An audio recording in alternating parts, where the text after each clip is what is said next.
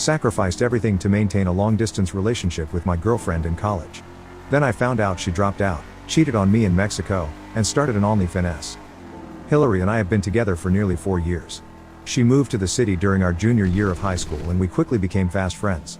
I have never connected with someone as deeply as I did with her.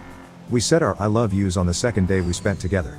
The first 2 years were the 2 most incredible years of my life. We went on to university together. We literally spent almost every single day together. Hillary was everything I could have ever asked for and I thought she was the one. I felt lucky to have someone like her.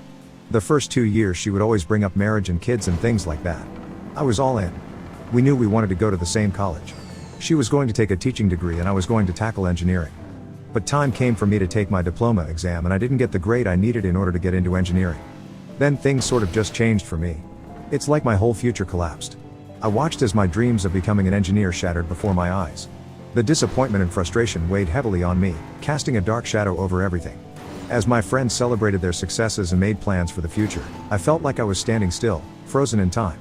Hillary noticed the change in me, the way I retreated into myself and became distant. At first, she tried to cheer me up, reminding me that there were other paths to take, other dreams to pursue. But I couldn't shake off the sense of failure that clung to me like a heavy cloak. I felt like a failure. From there, a couple of buddies of mine urged me to go into geological sciences. It was something that I had an interest in but never really thought of how I could make a career out of it as it was always just a hobby. But I decided to give it a shot. The only catch was the college that the program was in a different city altogether. And about a 12-hour drive from the college that Hillary had been accepted to for her teaching degree. I applied to the program without telling her. Yeah, I know. Bad boyfriend. But I knew that she'd try to talk me out of it and I just had already felt low for not getting into the engineering program that I had planned on. I ended up getting accepted into the program.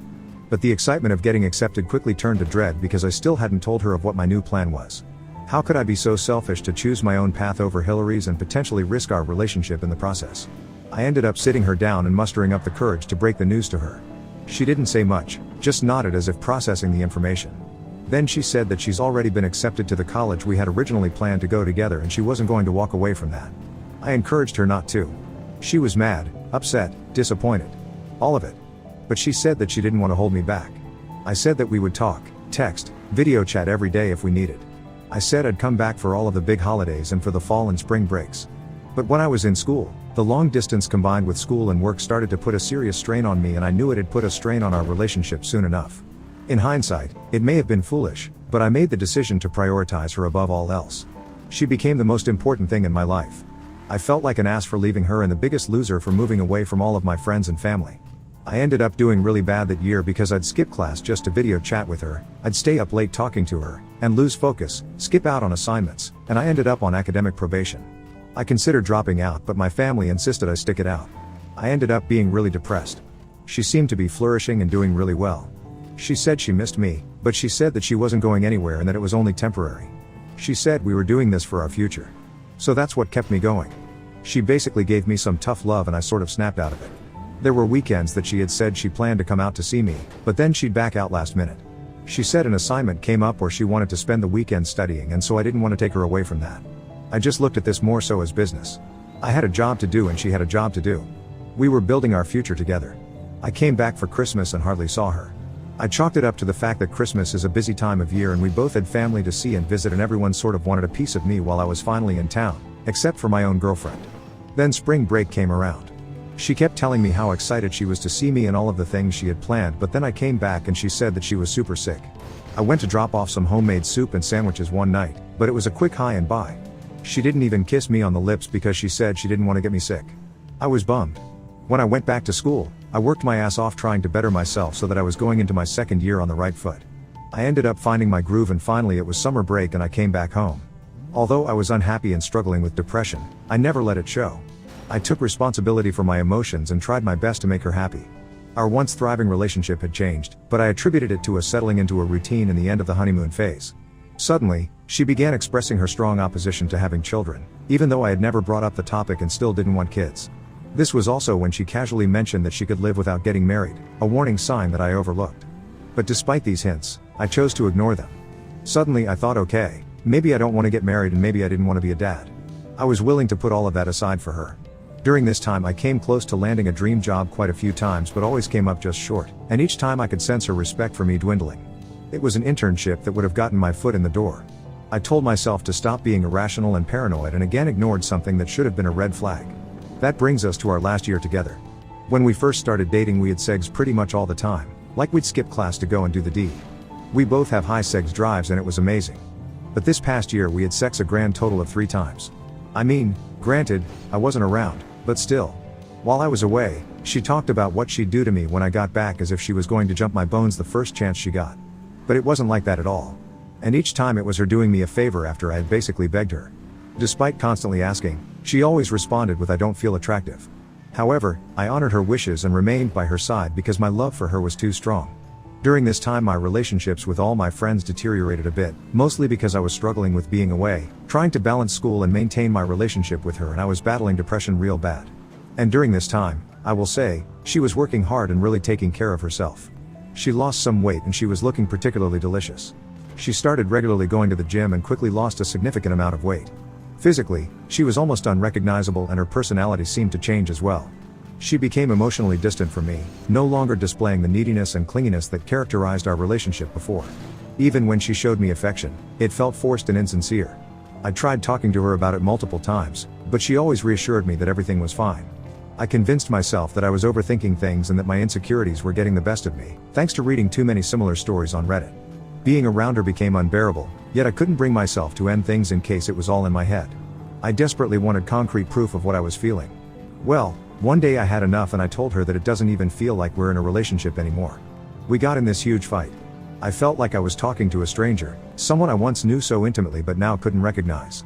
Hillary said that it was all in my head and that everything was fine. She said she was just working hard towards our future and that I needed to trust her. But deep down, I knew something wasn't right. It was as if a dark cloud had settled over our relationship, casting a shadow on everything we once had. I couldn't shake the feeling that she was slipping away from me. She said I just needed to focus on me and stay on track. She said everything was fine. Then she suggested that we go to Mexico for spring break. She said it would be a perfect place to let loose and just relax and spend some intimate time together. I quickly jumped at the idea and we both spent the night excited, invigorated, looking at all-inclusive packages. We eventually found one that worked for the both of us and we were going to meet each other there. Well, a few days before we were supposed to leave, she DRPS this bomb saying that she can't go anymore. Hillary told me she had to work on an important project and couldn't take the time off to go on the trip. I was disappointed. I sort of flipped out, but she got mad at me saying that she was doing this for us and that I needed to be more understanding. I said she was leaving me with this big bill now that should have been split between the two of us, and not only that, but this trip was supposed to save our relationship, that it didn't even feel like she was putting first anymore. Then she said that I was being unreasonable and selfish and that I didn't understand how hard she was working and that everything she was doing was for me and the relationship. I then backed off. I tried to understand the importance of her work and didn't want to pressure her into coming with me. But I couldn't help but feel like I had been sacrificing my own happiness and well-being for the sake of our relationship, only to be met with accusations of not being supportive enough. It felt like a slap in the face. She said that I should still go on the trip and that she will call me every night and we can video chat. She said that the trip would be good for me to cut back and relax and get my mind off of school. I ultimately went to Mexico by myself. On the nights that we were supposed to video chat, she'd say she had to turn in early, so we only talked for about 20 minutes at a time. Well, one night she said goodnight and we said our goodbyes, and then I'm scrolling through Instagram and I watch a mutual friend of ours story and she's at a bar taking shots and Hillary is with her. I'm like, maybe this is an old video and our friend is just posting this now. Then I go on to Messenger and it says that Hillary was active 30 minutes ago. Well, she said she was going to bed 2 hours ago. So what is she doing still up? Then I go on to Snapchat, but Hillary has turned off her live location. Usually she shares her location, but I've never really had to use it. Okay. Then I go back to Instagram and I message our friend and I ask what bar that is. She responds and says it's a certain bar and she sends a photo of a drink in her hand. So I know it's Liv. I know she's there right now and I know Hillary is there. I text Hillary and I say, I thought you were sleeping? Then I try to go back and see the story again, but our friend has deleted it. Well, now I'm fuming. Hillary doesn't respond. I try to go to sleep but I can't. It's still early and there's a bar down by the beach that's still open, so I get dressed and go down for some drinks. I end up meeting some people there and there's an attractive woman there who's pretty flirty with me, Heidi. We end up drinking together and she asks me to come back to her room. She rubs my leg. I put my hand down to sort of stop her from going any further and I say that I'm super flattered but that I'm seeing somebody. She apologizes, she says she didn't know and she totally respects that. We end up adding each other on Instagram and it being totally harmless, and I add a few more of the group of people there that she's with as well. We all end up hanging out a bit and I actually really enjoyed myself. I spent the rest of the vacation with that group. Anyways, she doesn't respond to my text and the next morning I send another and I sent. Then about 2 hours later she responds and she says, oh sorry, she went out with Trish, who is our mutual friend, and she says Trish needed to get out and asked me last minute. She said Trish needed a friend. I was like, why did you lie? She said she just didn't feel the need to text me because she thought I'd be sleeping. And then I say, why did she think I was sleeping? Because I'm here alone and you think I'm a loser? And she said, whoa, where did that come from? And I say I didn't go to bed either. I went to a bar myself that night and met some cool people. Then I guess there is a photo that I was tagged in and Heidi's arm was around me in the photo. But there was a group of us in it. So then she forwards me that photo an hour later and she says, cool people, huh? And I read it and don't respond. That night, I have a buddy of mine text me and tell me that she was at the bar with Trish and Hill and that Hill was seen with another guy. And I say, what? What guy? And then he sends me a text of Hill sitting on some random's lap. My buddy then sends another and it's of this guy kissing her neck. Then he sends another and they're dancing, but basically on top of each other. Well, then I'm in Mexico all by myself and find out my girlfriend is cheating on me. My buddy texts me and says that he's sorry. And then I'm like, don't be sorry. And I send a screenshot of the woman who tried to get with me the night before. Then he says, you know what I would do? And I did. I did know what my friend would do. So I went into Instagram and messaged Heidi and asked her out for dinner. We end up going for this lovely dinner and sitting at this poolside bar. We get to know each other and she asks me what happened to what I said earlier. And I said earlier? And she said, you're seeing somebody. And I said, yeah. Forget I ever said that. I then go on to tell her basically my life story and I show her those photos of Hill with some random guy. Heidi then says that her offer still stands. Did I take her up on that offer? Hell yeah, I did. She even grabbed my phone and took a selfie of her mouth on a certain part of my anatomy and I'll let you guess which one. Let's just say I came to Mexico to feel relaxed and to get my mind off of school and my mind was definitely not on school. Later that night, we put those pictures of Hill and her new guy up on my social stories and said Ms. Hillary is a cheater who will be teaching the next generations. Do you want her teaching your future kids? Then she texts me and says, how could you do this? What are you thinking? You're out of your mind. All that jazz. She said, how could you treat your girlfriend like this? I said, girlfriend? I'm single. I can do whatever I want in paradise. Then I sent her the photo of Heidi making me feel good and tell her I'm doing this for my future. Update 1. Quick update. I come back from Mexico and find out that Hill has an OnlyFans account. Another buddy of mine screenshot her account and sent it to me and it's definitely her. Guess she's been real busy since I've been away for school. I sent the screenshots to her family and friends and by this point I don't even care. Then it comes out that Hill wasn't even going to school. She dropped out in the first semester because she had failed some classes but had managed to pretend like she was going. She was actually just creating a following on OnlyFans. She took on this person A of Miss Hill update 2, back again. Hillary's actions had broader implications for her family's reputation and social standing within their community. C. Her father was actually a man of pretty big importance and ended up losing some pretty big clients. Her father's reputation took a hit that even he couldn't recover from. They went through so much strain that her parents ended up getting divorced and her dad moved out of town. I'm not sure where he ended up, I never asked. But I talk to Hill's sisters still from time to time. I guess their mom isn't talking to Hill. She's not allowed home and she's been working at some Dollar Tree but her OnlyFans isn't active anymore. Hill and her family are totally disgraced. They've lost everything. I feel bad for her sister. Meanwhile I'm finishing up school and I feel like I'm in a really good place. I finally got my head out of my ass and met some new people here. It's starting to feel like home. And I even talked to Heidi a bit here and there and she's planning on coming out to see me next month. We're not putting any expectations in it. We're friends. She's cool and we're just having fun. For the first time in, well, ever, I don't regret moving here and doing something for myself. I guess not getting into engineering turned out to be one of the best things that could have ever happened to me. Life's weird. Now on to the next story. Story 2. Came home early from my exhausting job to surprise my wife and found a love letter she wrote to another man, so I told his wife about the months-long affair, then divorced her. I was married to my wife Lily in my mid-30s. She was 33 then and we were a basic family who had the bare minimum. No kids, which I was grateful for. She wanted a new kitchen and that meant one thing, longer hours at work for me, and barely enough time to be home when she got back from school. She was a school teacher, by the way. I thought getting her what she wanted was going to make her happier but it didn't. Instead, she would barely look at me while I tried conversing with her, and she answered with curt nods when I asked questions. It went on like this for weeks. I was coming back tired to my distant wife. One day at work, I began to sweat profusely even when it was less than 20 degrees outside. My coworker who happened to see me rub my eyes to clear my blurry vision insisted I go home.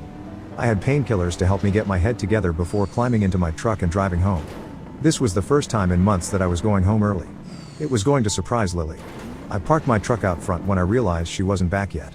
By the time I was heading for the door, I noticed there was mail in the box. I was never the one to check the mail because my wife got home before I did. But this mail got my attention. I grabbed it and checked who it was for. It was an address not too far away and within the city, with our return address, and the sender was Lily. It was natural to ignore the mail knowing she was always sending something like this. But then I found it weird that the recipient's address was still in this town, not too far from where I lived. My curiosity caught the best of me and I opened it up, especially because the envelope was pink and had faint cute hearts sprinkled on it. It wasn't anything you'd send a serious letter, and ailer bells in my head were already going off and the dizziness felt earlier at work washed away. My finger pulled at the print inside and my heart broke at what I saw. Nudes. They were nudes, her nudes. That wasn't all, there was a handwritten letter telling the recipient to enjoy. With my blood boiling and my head hot, I closed it up and studied the address again. Knowing the place was a few streets away, I climbed into my truck. I finally found the apartment, clean and freshly painted. I stayed in my truck watching to see if anyone was in when right at that moment a new car pulled up to the driveway. The man, who I guess is the owner, stepped out, and I followed with the mail in hand. The man turned to me in confusion.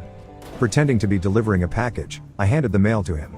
And in 3 seconds, when he realized who it was from, his eyes widened. It surprised me how calm I was.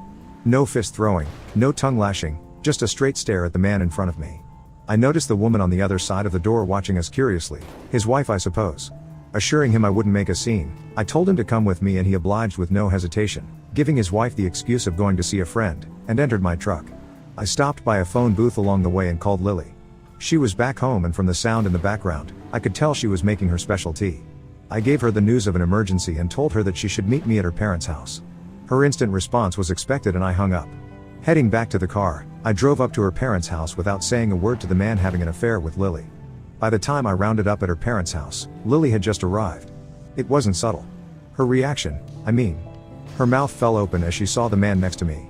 Her parents, who had just stepped outside, found us and were confused by what was going on. I told the man to hand the mail over to her parents and explain himself. It didn't take too long for my wife to start crying. She tried to explain but her sobs made it hard for her.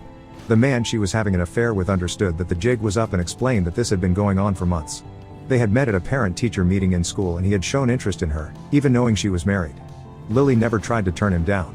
Instead, she bathed in his attention and made it something more. Her parents were stunned by the information. Lily was already clinging to my shirt crying, but I brushed her off. I couldn't believe that she would betray me like this. So I told her to stay with her parents. She started crying harder, begging me not to do this to our family. Her parents were extremely upset, asking me to reconsider, and trying to console their daughter. But I just left. I left the app with them too. I wonder what they did to him after I left because her dad was looking murderous. A few days later, I filed for a divorce and sent it over to her for signing. Her parents kept on calling, as did Lily. And she kept sending me mail by morning and evening delivery in the same pink envelopes she sent app nudes too. That's when I realized she was just incredibly dumb. I found the app's phone number from the directory and called his wife to tell her about everything that happened between Lily and her husband. I don't know what she did with that piece of information. Some months later, my divorce was finalized. A few years down the line, I met a wonderful woman who I married and started a family with. I don't regret leaving my ex one bit because I would not have the life I have today had I not. Do not ever stay with a cheating spouse. You deserve better.